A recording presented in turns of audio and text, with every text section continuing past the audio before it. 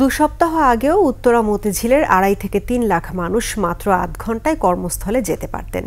স্বস্তির যাত্রা যেন নগরবাসীর কপালে সইল না।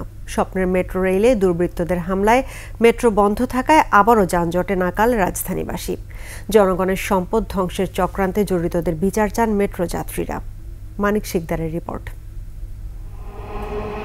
শান্তি স্বস্তির সাথে ঘড়ি কাঁটা ধরে নগরবাসী ছুটে চলতেন ঢাকার উত্তর থেকে দক্ষিণে। মেট্রো রেল চলাচল বন্ধ থাকায় সাধারণ যাত্রীরা পড়েছেন চরম দুর্ভোগে। 10টায় অফিস থাকলে 9:30 বের হলেই আমি পৌঁছাতে পারছিলাম, সেখানে যাইতেছে অলমোস্ট 2 ঘন্টা আগে আমাকে বের হতে হচ্ছে, তাও আমি টাইম দিয়ে আপনার অফিসে পৌঁছাতে পারছি না। আর্থিক দিকেও ক্ষতি হয়ে গেছে সময়ের জন্য। মানুষের সাথে মানুষের একটা বৈষম্য অথবা তর্ক বিতর্ক হতে পারে। জাতীয় সম্পদ, এই ধরনের সম্পদ নষ্ট করাটা ঠিক না। জনকল্যাণে নিয়োজিত গুরুত্বপূর্ণ স্থাপনা ধ্বংসের সাথে জড়িতদের দৃষ্টান্তমূলক শাস্তি দাবি করেছেন যাত্রীরা। আমরা যে বাসে যাতায়াত করতেছি, এখন এই যে জামে বসে রয়েছে, তাই না?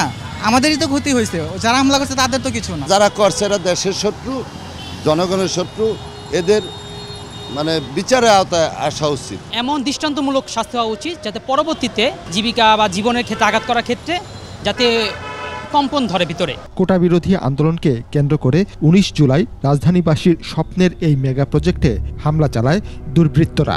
রাজধানীবাসীকে যে স্বস্তি এনে দিয়েছিল মেট্রো রেল, সেই মেট্রো রেলের উপর হামলা হয়েছে। স্টেশনের প্রত্যেকটা স্থানেই একটা ক্ষতের চিহ্ন বয়ে বেড়াচ্ছে মেট্রো রেল। এই যে মেট্রো রেলের যে পরিস্থিতি, সেটা আসলে কোনোভাবেই মানার নয়, সেটাই বলছেন মেট্রো রেলের কর্মকর্তারা, কর্মচারীরা এবং সাধারণ যারা যাত্রী আছে, সর্বোপরি যারা রাজধানীবাসী আছে, যারা এতদিন এই মেট্রো রেলের সুবিধা ভোগ করেছেন, তারা আসলে কেউই এই ধ্বংসযজ্ঞ মেনে নিতে পারছেন না।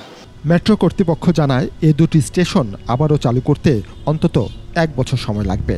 সিভিল যে কার্যক্রম আছে এখানে, এই কার্যক্রম ব্যাপকভাবে ধ্বংস হয়েছে। আমাদের ইলেকট্রিক্যাল কার্যক্রম আছে, ইলেকট্রিক্যাল কার্যক্রমও ধ্বংস হয়েছে।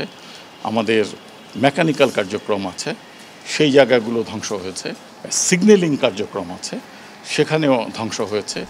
যাত্রীরা অধীর অপেক্ষায় আছেন কবে আবার চালু হবে স্বপ্নের মেট্রো রেল। মানিক শিকদার, 21 টেলিভিশন, ঢাকা।